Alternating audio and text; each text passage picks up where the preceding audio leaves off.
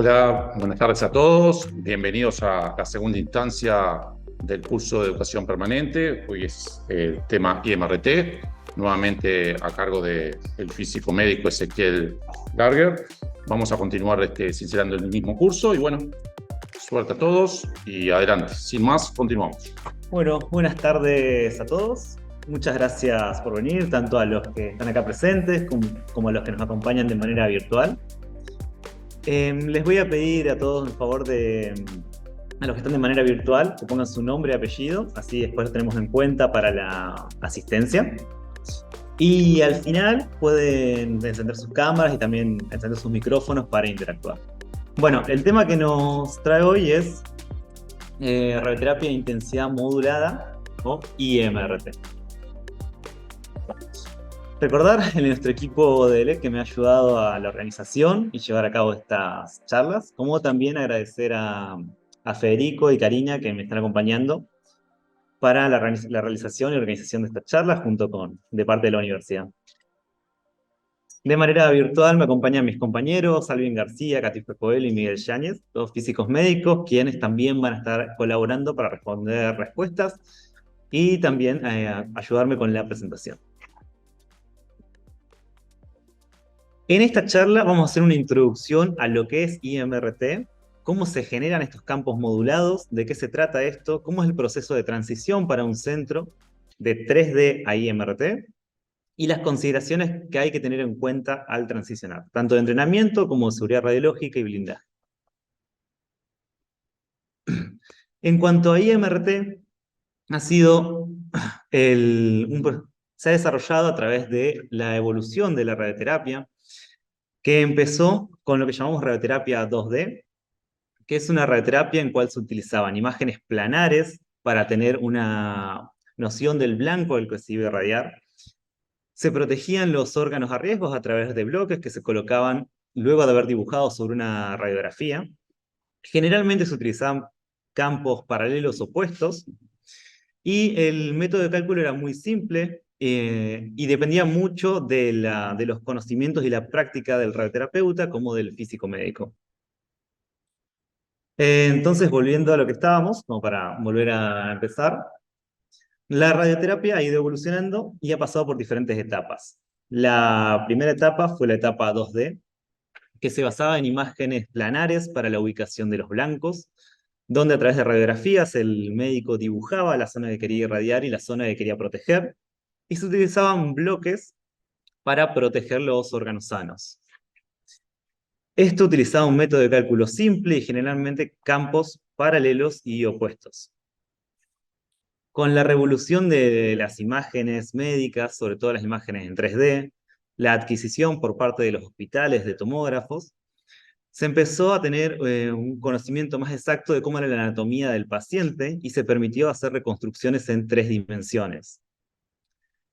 Esto provocó que se empezaran a desarrollar nuevos sistemas de planificación que utilizaran estas imágenes y donde ahora se podía marcar con mayor precisión las lesiones y luego conformar los campos a estas lesiones. De esa manera se podían proteger mucho mejor los órganos sanos y llegar a las dosis adecuadas para el tratamiento sin las toxicidades que se tenían antes en radioterapia 2D.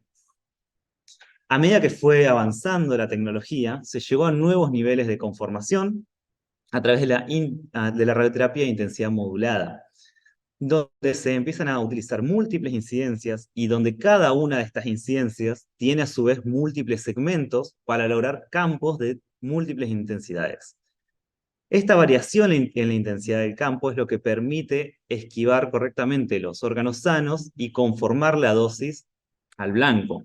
Y lo que ha llevado es poder escalar dosis para que de esa manera lesiones que antes se consideraban que no se podían tratar con radioterapia, hoy en día sí se puedan tratar con radioterapia. Entonces, si tenemos, por ejemplo, esto que vemos en pantalla, que tenemos un blanco y un órgano a riesgo, si nos paráramos desde un punto de vista de tratamiento convencional 2D, los campos que serían son dos pares tipo APPA o dos campos opuestos. cuyo objetivo es tratar el blanco, pero esto suele llevarse por encima todo lo que son órganos. Esto era un tratamiento muy simple que se puede hacer de una manera muy rápida y solían iniciarse en el día. A medida que fuimos avanzando y que ya contamos con imágenes tridimensionales, podemos partir de otros enfoques, empezar a agregar campos y acotarlos aún más a la lesión, para de esa manera sacar aunque sea de manera parcial, el órgano a riesgo del blanco. Pero con la intensidad modulada fue diferente. Ahora, un campo que estaba enfrente al órgano a riesgo no necesariamente le daba al órgano, porque la intensidad en lo que es el ancho del haz se modula. De esa manera podemos llegar a nuevas conformaciones que nos permiten esquivar correctamente el órgano y llegar a las dosis necesarias para tratar el blanco. Esta es una imagen de un film real de un tratamiento con IMRT, donde se puede lograr hacer un hueco en el centro y llegar a las dosis de prescripción en los alrededores. En una primera instancia, la radioterapia de intensidad modulada se fue diseñada a través de compensadores. Estos compensadores permitían variar la intensidad del haz, creando haces no uniformes o no homogéneos. Estos compensadores estaban hechos de un material que permitía esta modulación, pero debía ser personalizada para cada paciente y a su vez para cada campo de tratamiento. Es decir, que si teníamos un campo conformado, ese campo se iba a llevar puesto todo lo que tuviera enfrente y todas las partes de las iban a llegar a la misma distancia. Pero con la introducción de los compensadores, se hacía una modulación de la intensidad en las zonas adecuadas para de esa manera hacer que el haz se module a la forma de la lesión. Esto fue una ventaja muy grande porque se podía adaptar fácilmente a todos los equipos de la época. No necesitaba un MLC, simplemente se colocaban los compensadores encima de placas de acrílico. La entrega es estática, es decir, que el acelerador frena e irradia, luego hay que cambiar el compensador, pasar al siguiente ángulo, frenar y irradiar. Esto aumentó mucho los niveles de conformación en comparación con los alcanzados con la técnica 3D. Lo malo que tenía esta técnica es que cada campo requiere un compensador individual. Esto hacía que fuera un procedimiento que entorpecía el funcionamiento de la clínica, ya que había que entrar y salir en cada campo, hacía que los tratamientos fueran muy largos, y sobre todo tenía un costo operativo, porque una vez que el físico médico desarrollaba el plan, el radioterapeuta lo aprobaba, había que enviar a hacer estos compensadores o hacerlos en la misma clínica. Y esto ya requería un costo adicional y también tiempo adicional que tenía que esperar el paciente hasta recibir el tratamiento. Y sus aplicaciones eran limitadas tanto en la cantidad de ángulos que se podían obtener y por lo tanto los niveles de conformación, como también los niveles que se podían pulir estos compensadores. Ahora, la principal desventaja que había dicho anteriormente es que demoraba de manera operativa los tratamientos, ya que había que entrar y salir en cada uno de los mismos. Para compensar esto aparece el MLC, que era una herramienta que es una herramienta que permite conformar el haz a la lesión. Con esta herramienta ya se eliminan lo que serían las salas de creación de bloques, ya se eliminan todas estas tareas relacionadas a los mismos, y podemos trabajar netamente con el MLC, que con el desarrollo de las tecnologías que permitían controlar cada una de estas láminas, se llegó a que podemos empezar a hacer IMRT con MLC. Las primeras técnicas eran muy simples, que se conoce como step and shoot. Básicamente tenemos un MLC, el MLC irradia, luego el MLC se mueve y el acelerador vuelve a irradiar. Y así, consecuentemente, el acelerador va creando un mapa de dosis que se imprime sobre el paciente. De esa manera es que logramos modular el haz con el MLC. Toda esta sumatoria de intensidades generadas a través de la secuencia de los movimientos de las láminas es lo que nos permitió llegar a dejar de utilizar los compensadores y utilizar el MLC. A medida que fue avanzando la tecnología de control de las láminas, se pudo mejorar este sistema de entrega y hacerlo más rápido, más preciso, con láminas cada vez más pequeñas. Y algo importante que sucede con la introducción de IMRT, que también sucedía con la introducción de los compensadores, es que desaparece el concepto de luz de campo, porque ya no hay una luz que podamos ver que nos diga que a esto está conformado el haz. La luz de campo desaparece, y es por esto que algo muy importante a la hora de tratar con IMRT es que debemos hacer imágenes para verificar que realmente estemos apuntando al blanco, porque no hay nada dentro del búnker que nos indique que estamos mirando a la lesión. Esta técnica básica se le conoció como step and shoot. Cada campo, básicamente, estaba conformado por una serie de campos cada vez más pequeños que nos permitían diseñar estas formas complejas. Este tipo de entrega era bastante lenta, pero generó un gran avance en su momento. A medida que avanzaron las formas de entrega de los aceleradores y el control de las láminas, pasamos a tecnologías como por ejemplo Sliding Window, donde ahora el acelerador está irradiando constantemente, el gantry está quieto, pero las láminas se mueven en todo momento. De esa manera se aceleraron mucho los tiempos de entrega, lo cual también era importante, porque si no el paciente tenía que pasar mucho tiempo sobre la camilla y también entorpecía el tratamiento y hacía las incertidumbres dentro del tratamiento.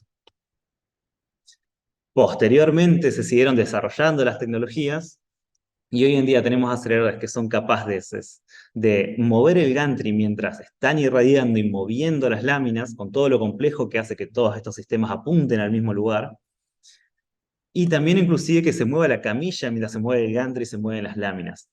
Todo esto hace a las tecnologías modernas que vamos a ver que tenemos hoy en día, y que nos permiten aprovechar toda la potencialidad de la tecnología para tener el mejor tratamiento, que sea muy preciso y que sea rápido para el paciente.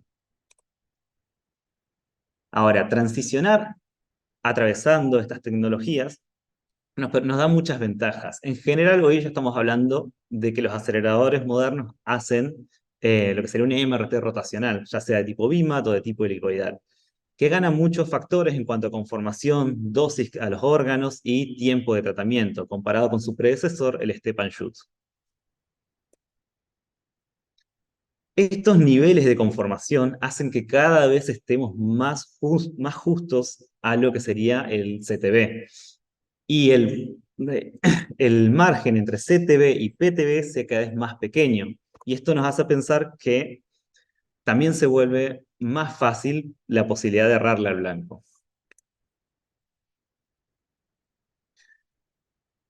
Y acá es que surge el gran desafío, debate con las técnicas de alta precisión y de IMRT.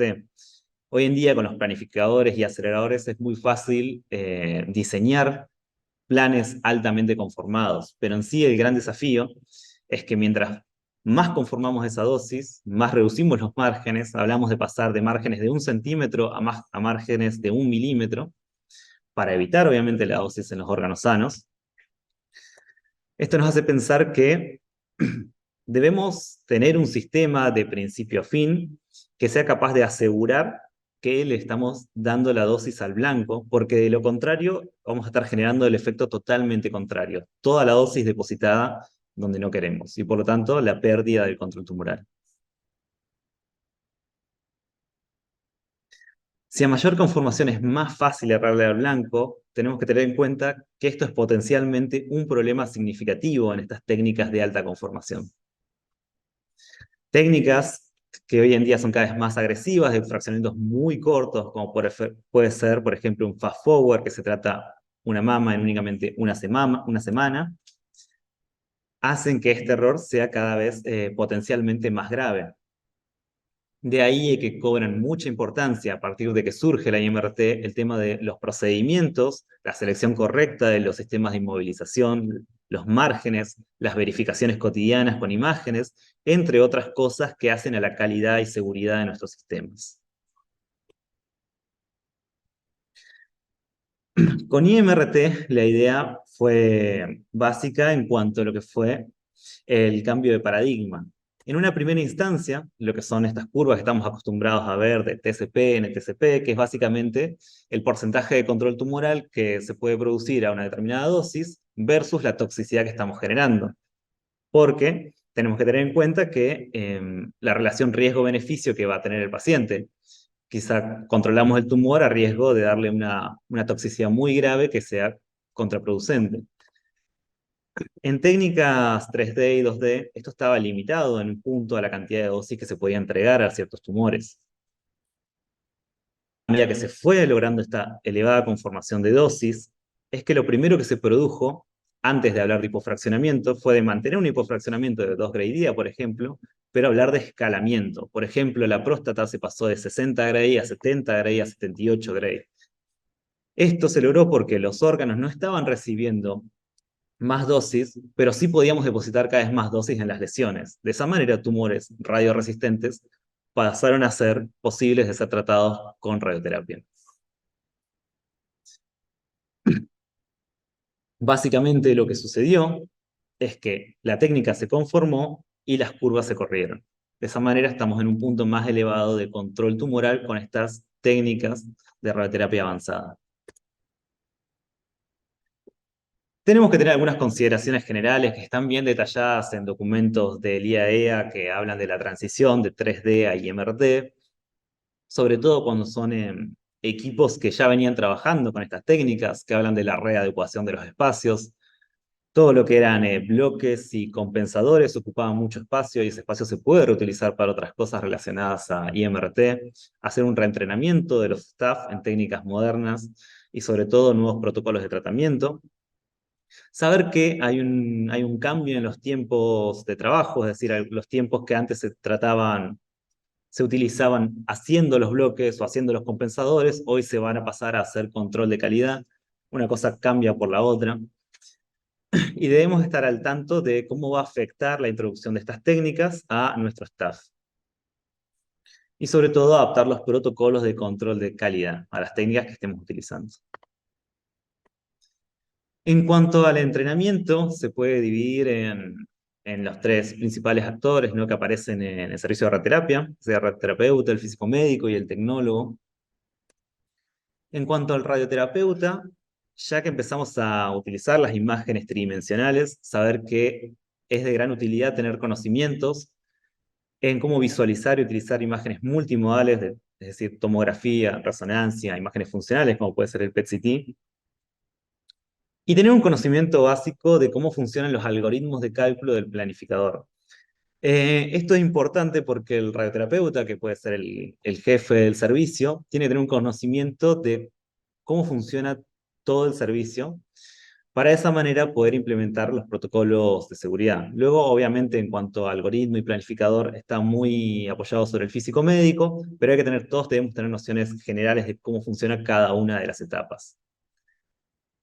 Con IMRT, sobre todo el dibujo de estructuras, esto es muy importante porque al ser un tipo de planificación que se basa en las estructuras, si algo no está dibujado no se lo puede esquivar, por más que esté ahí en la tomografía y todos lo veamos. Y esto es algo muy importante a la hora de definir los protocolos para cada una de las lesiones. Es decir, si el tratamiento es una mama, se debe dibujar esto. Ahora, si es una radiocirugía de una mama, se deben dibujar estas otras cosas.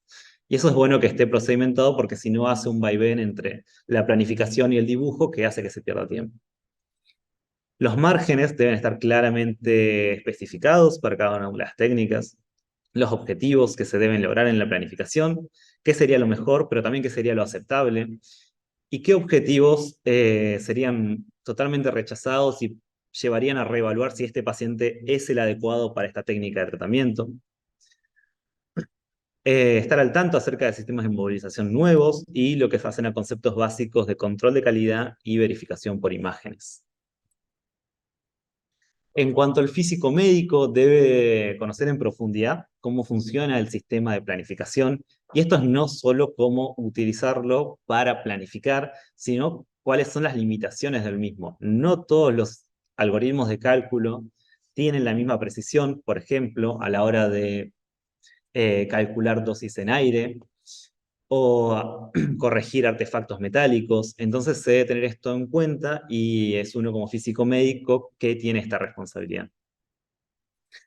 En cuanto al control de calidad aplicado a IMRT, deben ser los encargados tanto de diseñar el protocolo de control de calidad, como también de interpretar los resultados. Saber si algo está fallando porque el acelerador se está deteriorando, porque fue un error en la planificación, o cómo es que van a corregir esto para poder seguir tratando pacientes de la manera más óptima.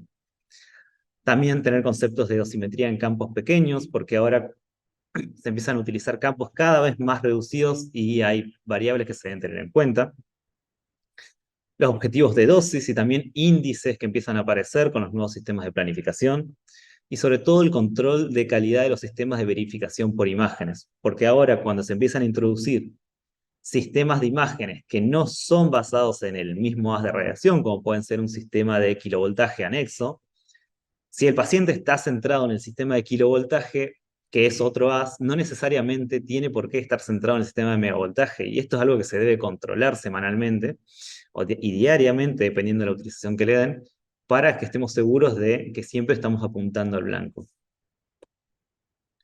En cuanto a los tecnólogos, como ellos son los que van a llevar adelante la mayoría de los procedimientos, sobre todo de manera activa, ellos deben ser partícipes de la elaboración de estos procedimientos para también ayudar a pulirlos y que sean lo más seguros posibles. Muchas de sus tareas pueden incluir control diario del equipo, ya que muchas veces son quienes lo encienden y deben tener una noción básica de cómo funciona, qué controles les son asignados, cómo funcionan los sistemas de imágenes. Deben estar al tanto de cómo utilizar los sistemas de inmovilización, no solo esperar a que llegue el día y llegue un paciente y haya que utilizar un inmovilizador nuevo, sino siempre estar al tanto de cómo están y cómo está el estado de los inmovilizadores, para si hay que hacer un recambio, solicitarlo. Deben tener nociones cuando se introduce una técnica avanzada de qué niveles de precisión estamos trabajando para que todos estemos en la misma sintonía de cuál es el nivel de error con el que vamos a trabajar a partir de ahora.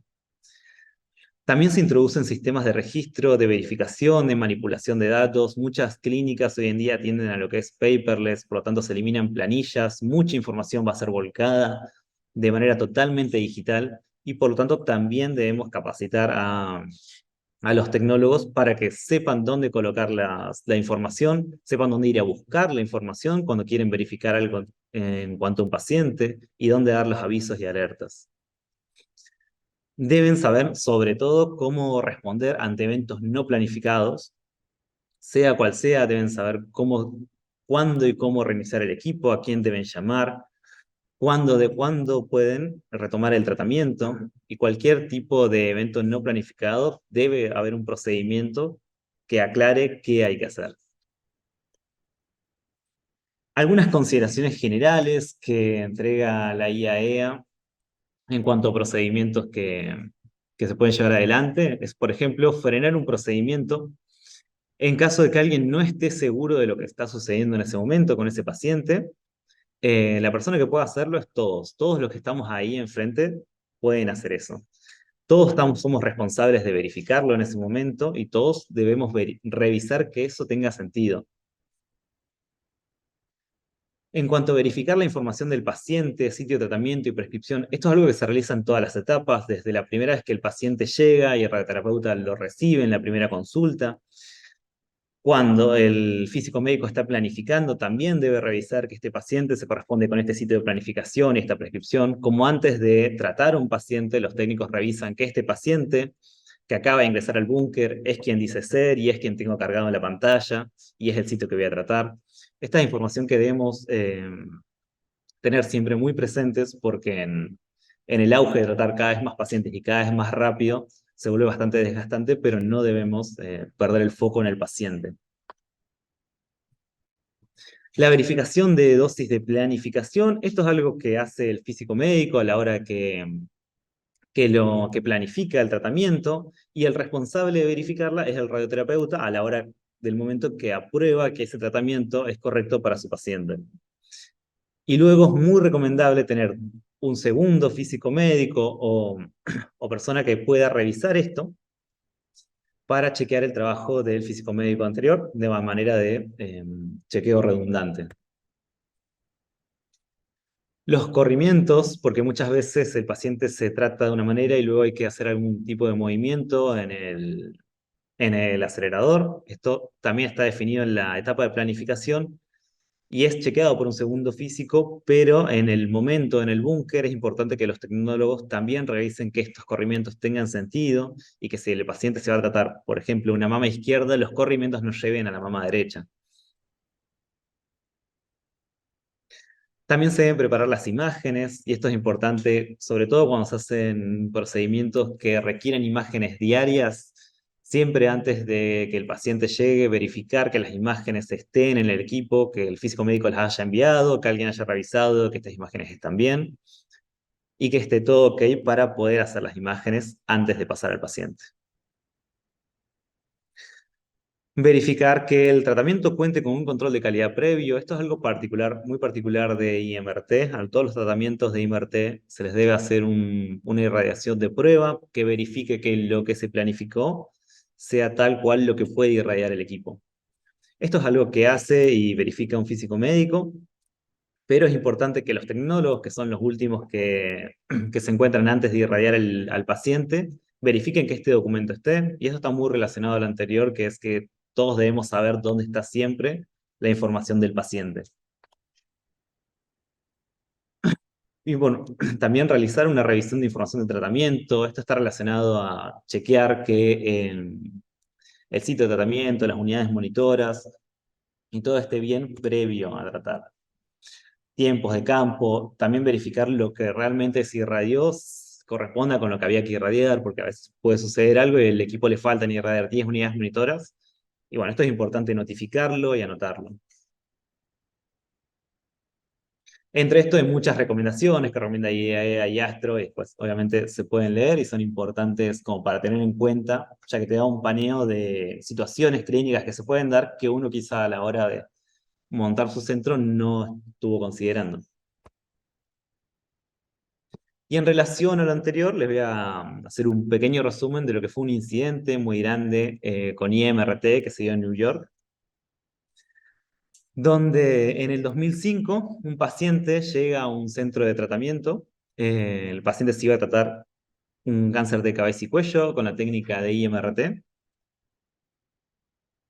El del 4 al 7 de febrero se planifica este tratamiento. Este tratamiento se lo guarda como un orofaringe, se hace el control de calidad correspondiente, el control de calidad da bien, y está todo ok para poder tratar a ese paciente. El 8 de marzo el paciente comienza su tratamiento, se tienen las imágenes para poder verificar que esté todo ok y el paciente arranca correctamente. Del 9 al 11 de marzo, el paciente sigue tratándose, sus fracciones 2, 3, 4, de manera correcta. Y el 11 de marzo, el mismo día, antes de tratar al paciente, se decide que el plan debe adaptarse para reducir la dosis en los dientes. Entonces, el radioterapeuta le propone al físico que haga una reoptimización del plan, simplemente esquivando la zona de los dientes. Para esto, el físico médico hace una reoptimización, se ajusta el fraccionamiento, obviamente a las fracciones que restan, para que esté todo ok. El plan queda hecho correctamente, se verifican las dosis finales, se verifica que el MLC esté bien en cuanto al patrón de movimiento que va a hacer para tratar al paciente. Y luego el tratamiento debe ser enviado al sistema, desde el planificador al sistema de tratamiento. En este punto se envían, por cómo funcionaba el planificador, se envía primero la dosis, después las imágenes y por último el patrón de movimiento del colimador multiláminas.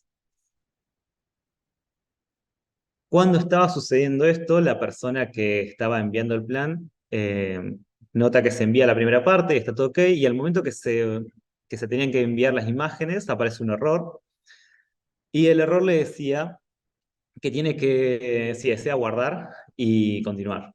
Él hace clic en guardar y continuar, y lo que sucedió es que se interrumpió en esa parte, que es el envío de las imágenes. Por lo tanto, como se interrumpió en esa parte, no continuó con el envío del patrón de movimiento del colimador multiláminas. A todo esto eran las 11 de la mañana. Software guardó la información y se congeló la computadora. Entonces hizo lo que cualquiera podría haber hecho, que es apretar controlar, suprimir y cerrar el proceso, forzar el cierre de la estación de planificación y volver a abrirlo. Y ahí encontró que la dosis estaba bien. Luego lo abren otro físico con el radioterapeuta en otra estación de planificación y ven, como ven en pantalla, la dosis correctamente y el plan queda aprobado. Lo que sucede es que en la imagen que tienen a la izquierda es lo que se ve, el plan con la dosis. En la imagen a la derecha ven que hay un cierto escaloncito en naranja. Ese escalón es el MLC y es el patrón que debería haber seguido el campo de tratamiento, de tener el MLC con su patrón cargado. A las 12 del mediodía, ya con el paciente listo para tratar, se decide no hacer un control de calidad porque la idea era no cortar con el tratamiento, es decir, que siga en ese mismo día, que no haya interrupción, y hacerlo posteriormente el control del paciente, el control específico. Como la modificación era pequeña, se decide que estaba bien y se sigue con el tratamiento. El plan se agenda, en este punto se informa que hubo varios problemas a la hora de enviar el plan, pero que se lo logró enviar. Se aprueba el plan por el físico, otro físico revisa el plan y también lo aprueba. Y para la 1 de la tarde se estaba listo para tratar al paciente. En el planificador se puede ver, acá no mucho en la pantalla, pero hay una etapa que dice MLC y dice NONE, y también se ve un campo abierto arriba a la derecha. Lo que debería haber dicho era MLC dinámico y una conformación a la lesión. En la pantalla de la consola de tratamiento, ya cuando el paciente se estaba tratando, se puede ver que MLC no aparece nada y también que hay un campo cuadrado. Esto es lo que se debería haber visto, un MLC y también la etiqueta de MLC dinámico. 15 y 16 de marzo, el paciente se trata durante 3 fracciones. El 16 de marzo se hace el control paciente específico y ahí un operador nota que no estaba funcionando el MLC cuando cuando se corría el plan. Otro operario realiza una nueva verificación, el resultado es el mismo. Se hace un cálculo de la dosis y el paciente recibió 13 Gray por cada una de las fracciones, es decir, 39 Gray en 3 fracciones. Esto llevó al paciente a fallecer debido a las toxicidades asociadas. Esto fue un incidente muy importante que salió en Nueva York, que salió en el New York Times, y llevó a un análisis de las incidencias de errores en radioterapia que antes no se habían analizado, y fue muy importante para todos para reevaluar cómo se estaba trabajando, sobre todo esto cuando uno habla de las urgencias y trabajar apurado y rápido. Como pequeños errores, obviamente nada de esto fue a propósito, pero pequeños errores hacen que se acumule algo que llegue al paciente. Resumiendo, el plan fue realizado de una manera muy apurada. Tenemos que ser conscientes que la mayoría de los accidentes suceden en estas condiciones. Debemos establecer procedimientos. Hubiera sido, por ejemplo, cuando la IAE hace el análisis, da algunas soluciones y uno de estos hubiera sido simplemente un checklist, revisar que en ese punto que dice MLC diga efectivamente dinámico. Se deben estudiar a la hora de implementar estas tecnologías cómo funcionan, que son cada vez más basadas en computadoras, cuáles son las implicancias de los errores que pueden suceder. La verdad es que las computadoras se pueden congelar y tenemos que tener en cuenta eso. Se debe establecer un programa de control de calidad que no debe saltarse debido a urgencias. El control de calidad se debería haber hecho, no lleva más de 15 minutos. Y este error se hubiera visto claramente. Una correcta verificación también en la consola por parte de los tecnólogos también hubiera ayudado a evitar el problema. Es decir, el problema se hubiera evitado en muchísimas etapas y sin embargo llegó al paciente. Por último, para terminar de cerrar con temas de radioprotección en cuanto a IMRT, sobre todo cuando se la considera dentro de un centro que ya venía trabajando, hay situaciones en las que se debe verificar a la hora de introducir IMRT el blindaje del centro, sobre todo para términos de radioprotección. Nuevas instalaciones, nuevos equipos, modificaciones de las o modificaciones de las técnicas. Nuevas instalaciones, obviamente tenemos que hacer un cálculo de blindaje para cada vez que se va a instalar un acelerador nuevo en un centro nuevo, pero también debemos hacer un recálculo de blindaje cada vez que se va a instalar un acelerador nuevo en un búnker viejo, porque no necesariamente el blindaje va a ser el adecuado, por más que el acelerador sea de las mismas energías, ya que las características son distintas. También debemos tener en cuenta que si, por ejemplo, los aceleradores modernos suelen tener licencias, y esas licencias, a medida que uno las puede ir habilitando luego del acelerador esté instalado, y esto puede llevar a la modificación, por ejemplo, tener una licencia de una energía más alta, de una tasa de dosis más rápida, o inclusive también la modificación de las técnicas. La implementación, por ejemplo, de radiocirugía hace que los tratamientos tengan más dosis por fracción y esto tiene que ser considerado a la hora del cálculo de blindaje. En general, los cálculos de blindaje se hacen pensando en pacientes promedio de 2 Gray por día, pero hoy esos números están cambiando. Y sobre todo cuando estamos introduciendo técnicas de IMRT que usan muchas unidades monitoras o mucho tiempo para llegar a esos 2 Gray día. Por lo tanto, es importante que se haga una verificación de blindaje para que aseguremos la radioprotección tanto de pacientes como de los trabajadores. El relevamiento de seguridad radiológica es fundamental para garantizar la protección de todos. Y para que se hagan una idea, la IMRT generalmente utiliza entre 3 a 5 veces más unidades monitoras que los tratamientos convencionales. Esta es radiación que se está generando dentro del tubo y dentro del cabezal, por más que no se vea reflejada en más dosis, pero está ahí. La introducción de tratamientos hipofraccionados aumenta a su vez el número de unidades monitoras por fracción y esto aumenta considerablemente la carga sobre el blindaje. La radioterapia, por todo lo que dije anteriormente, es compleja. Los equipos se rompen, como bien lo sabemos los que trabajamos en la práctica, los software pueden fallar y por todo puede llevar a una sobrecarga también de las personas. Todas las clínicas son susceptibles a que estas cosas pasen, incluso las más grandes. Esto pasó con equipos antiguos y esto pasa también con equipos modernos. La IMRT es una técnica de alta precisión y mucho potencial que debe ser utilizada con las precauciones consecuentes. Nuestro trabajo no es solo prevenir errores, sino fundamentalmente evitar que esos errores impacten en el paciente. Sin embargo, el beneficio clínico es tan grande e innegable que es nuestro desafío poner la radioterapia moderna al alcance de todos los pacientes. Así que hasta acá, bueno, muchas gracias por haber escuchado, tanto los que están acá como están virtualmente. Y ahora, bueno, dejo abierto acá para las preguntas, tanto que pueden dar en el chat, también pueden abrir su micrófono si quieren, así que vamos compartiendo. No sé si acá en el aula tienen alguna pregunta, y si no, acá en el chat o por el micrófono pueden abrirlo. También invitar obviamente a mis compañeros, si quieren agregar algo a la charla, están ahora invitados. Muchas gracias, Ezequiel. Muy linda presentación, muy clara. Muchas gracias, Karina. Espero te recuperes. Dale, gracias. Sí, quizás solo agregar a todo lo que tú decís, que realmente es así, la importancia de la formación, de la capacitación, sí, de los profesionales cuando se va a implementar, ya sea, se va a incorporar un nuevo equipo, se va a implementar una nueva técnica, que se hagan las capacitaciones de forma adecuada y se respeten los tiempos de aprendizaje de las personas en eso nuevo que se va a implementar.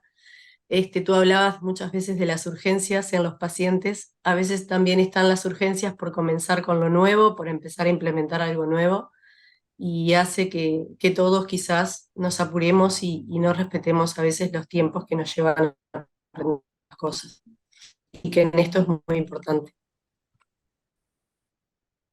Sí, correcto, Karina, en ese sentido, las capacitaciones son muy importantes. Muchas veces sucede que también las capacitaciones, quizá de alguna manera más oficiales, tienen tiempos limitados. Entonces, también es importante generar momentos de capacitaciones internas dentro de la misma clínica. Tener en cuenta también cuando se incorpora alguien nuevo a nuestro servicio de trabajo, capacitarlo, acompañarlo y para hacer, obviamente, una radioterapia segura.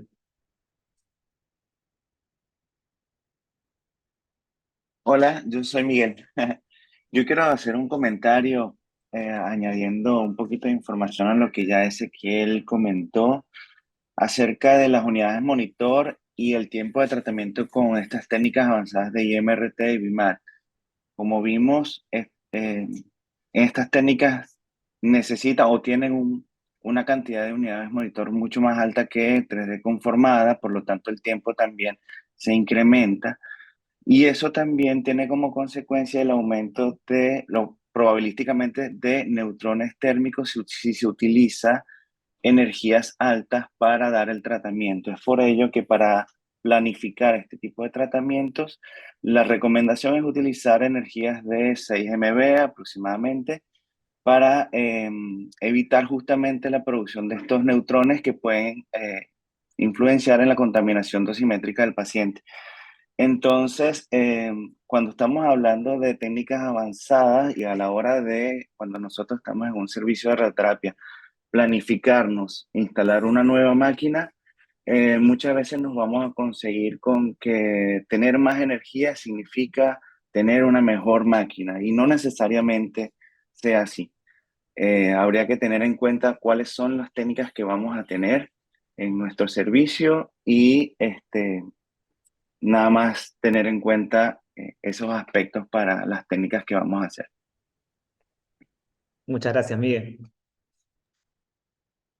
Hola, quería agregar, pero no podía desactivar el micrófono, quería agregar a lo que comentaba Karina sobre el entrenamiento. El entrenamiento es importante no solo a nivel individualizado, o sea, a nivel de cada profesional, sino también el entender que todo lo que se hace en radioterapia, sobre todo lo vinculado con las técnicas modernas, implica sí o sí que el trabajo multidisciplinario, digamos, el trabajo de cada uno de los profesionales se enlace y se vincule de buena manera, porque al final la detección de estos errores, o sea, el error de uno no tiene por qué sí o sí desencadenar todo el problema que llegue hasta el paciente. Si al final concatenamos todas las funciones y hacemos que cada uno de nosotros entienda que nuestras responsabilidades impactan incluso en las responsabilidades de nuestros colegas, pues vamos a hacer que todo el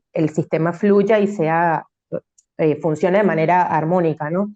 Y al final obtengamos buenos resultados o cada una de nuestras prácticas se ejecuten de la mejor manera y tengamos el resultado que esperamos sobre los pacientes. Entonces es una cuestión también de esa ética a la hora de llevar a cabo nuestras funciones que se va perdiendo en la medida que uno va en el día a día forzándose con los tiempos, con esa sobrecarga de la que también mencionaba y hablaba Ezequiel durante la presentación. No hay que perder el foco y bueno, entender que somos parte de un todo. Muchas gracias, Katy. Quería agregar que si surgen preguntas después, porque este tema es bastante controversial, a pesar de que tiene muchos años la IMRT implementándose, digamos, a nivel mundial y en Latinoamérica incluso, en nuestros países, todavía hay muchas dudas, es un tema sobre el que se aprende día a día. Entonces, dudas y preguntas seguro hay, pero no duden en hacerlas llegar a nosotros a través de Ezequiel o directamente con él, porque vamos a estar siempre dispuestos a colaborarles en lo que sea para aclarar y aportarles toda la información que requieran. Vamos a dejar igualmente ahora, cuando terminemos, la dirección de mail para si alguien tiene alguna consulta o algo que vaya quedando. También siempre les vamos mandando las clases al finalizar durante la semana, les vamos a mandar la presentación, también la grabación. Así que ahí también van a tener una dirección de mail para que puedan hacer cualquier consulta que vaya surgiendo. Ahí tenemos a Karina que nos va a hacer la captura de pantalla, yo mientras voy sacando la foto. Muchísimas gracias a todos, Katiuska, Karina, Miguel, si alguien quiere hacer algún comentario final, buenísimo, y si no ya vamos a ir cerrando la reunión. Que nada, agradecer a todos los que se conectaron, a todos los que vinieron también, y la próxima charla va a ser acerca de radiocirugía, si no me equivoco, y esa va a ser 100% virtual, así que nos vemos la semana que viene por Zoom.